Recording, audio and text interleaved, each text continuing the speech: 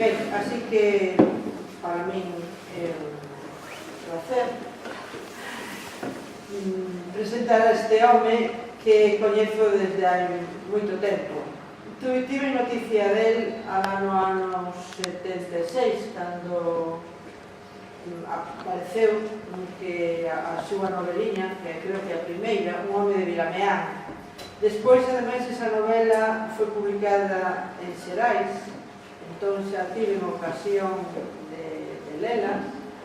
E logo, curiosamente, cando viñemos vivir a Nigrán, resulta que vivimos en Vilameán. Entón, preguntei se tiña algo que ver o topónimo do noso lugar co do home. E, efectivamente, parece que sí, que a concebiu como un personaxe daquela zona. A novela púsena algún ano como nas aulas que dou agora de literatura contemporánea, como dentro do xénero de novela histórica, un pouco para falar do tema da época medieval, dos irmandiños, e deu bastante xogo, porque, fala, dos caciques que eran os frades, das relacións que había con Portugal, das guerras irmandiñas ou das revoltas irmandiñas. É dicir, que ese é o coñecimento primeiro que tive de Xoán Fernández. Despois, xa o encontraba en actos culturais, no círculo de Isla Couto, e ben, entón, a partir dos anos 80, máis ou menos, frecuentamos un pouco así as lecturas, a amizade. Acórdome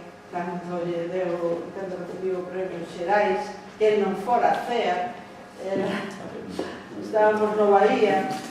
Cada da cama. Sí, entón, non sei quen dixo, estaba a cama, ven correndo, estamos esperando a que chegase para coller o premio. Ben, dito isto, que é un pouco a miña intervención persoal, agora voume limitar ao texto que me deixou Xulián Maure, que fixo aquí unhas liñas e logo unha autobiografía do propio autor.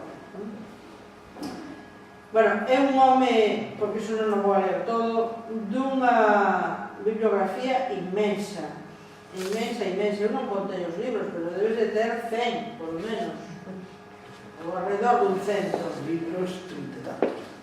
Colaboracións, libros, sempre pique. Ainda supera. Aquí en internet non está claro se son libros ou é unha bibliografía mal posta. Había que poñela mellor. E entón non se sabe ben se son libros ou artigos, pero xa supoñía que moitos deles son artigos. Pero, traballou todo, non se limitou só a Galicia, senón ao mundo mundial, estudiar todo, e sobre todo aquilo que no mundo, como pasa coa obra marítima, ten que ver coa nosa terra, que ten algún tipo de relación con nós. Ben, leo o que escribiu Xulián Maure. Pode parecer ben doado facer a presentación de Xoán Fernández ante o público millorano, afeito en xeral a visitar as páxinas de internet.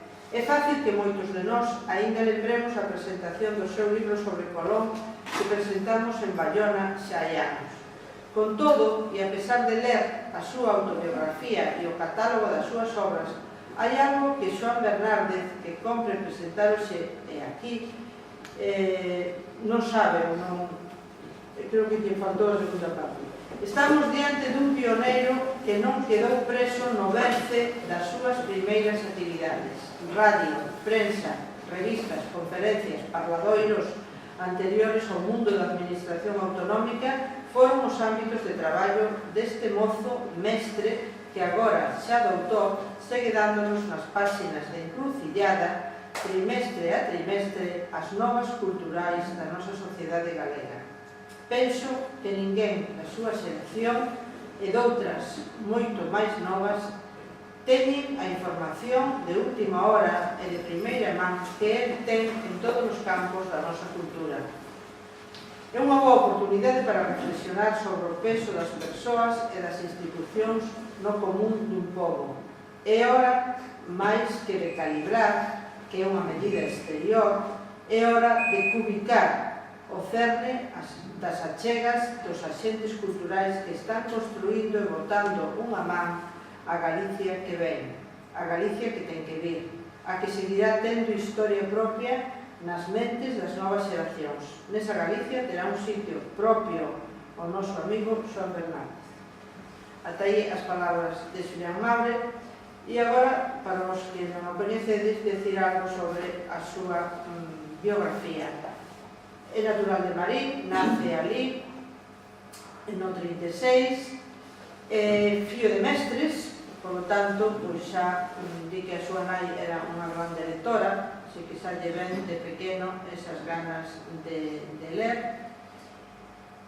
Despois de vivir varios anos ali en Marín, en xaneiro de 1943, pouco antes de cumprir os 7 anos, trasládase a familia a Dornelas, unha parroquia que está nas inmediacións de Peñador, do Porto, nos coñécela.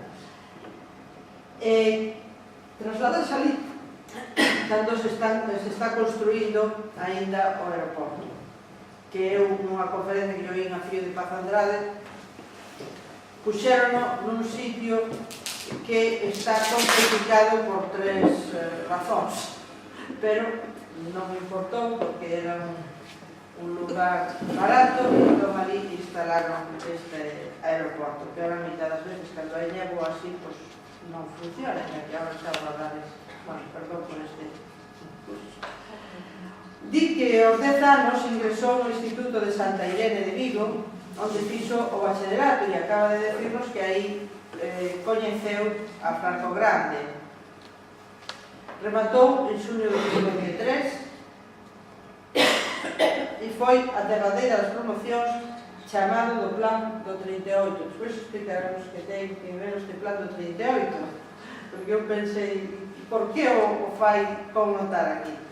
3 anos despois, e mentras estaba a estudar magisterio, xa repito as palabras dele porque é unha autobiografía, na Escola Normal de Pontevedra, aprobei as oposicións para auxiliar administrativo da Caja de Ahorros e Monte de Piedad Municipal de Vigo. Agora temos que decirlo así porque quen nos dera volver a aquel tempo. Hoxe, Caixa Nova, na que en xaneiro de 1957 dei comenzo a miña vida laboral. Ali tive a fortuna de coñecer a Xaime Isla Couto, asesor xurídico da entidade, e a través del a relacionarme cunha boa parte da intelectualidade galega.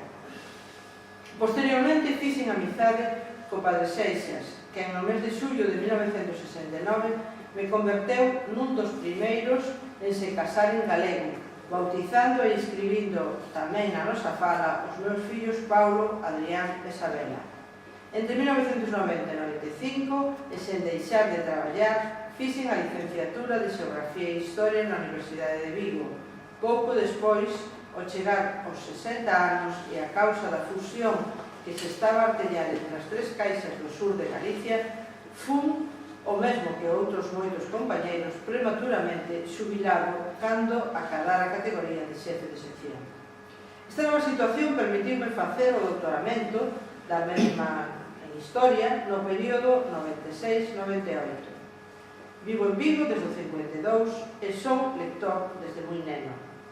Como vos decía, responsable e a nai, incansable devoradora de libros e excepcional narradora de contos, que soubo orientarme dende o primeiro momento, seleccionándome as obras máis aceitadas para conseguir unha formación equilibrada.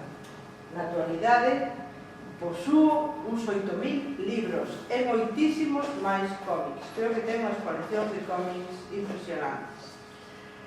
Outras das miñas aficións foron os deportes, dos que practiquei fútbol, atletismo, balonmán, hockey sala, hockey sobre herba e tenis. Así mesmo, fui presidente do Colexio de Árbitros de Balonmán nos anos 62-64 e colaborei en Faro de Vigo, Faro Deportivo e El Pueblo Gallego ao longo de moito tempo, facendo as crónicas sobre hockey.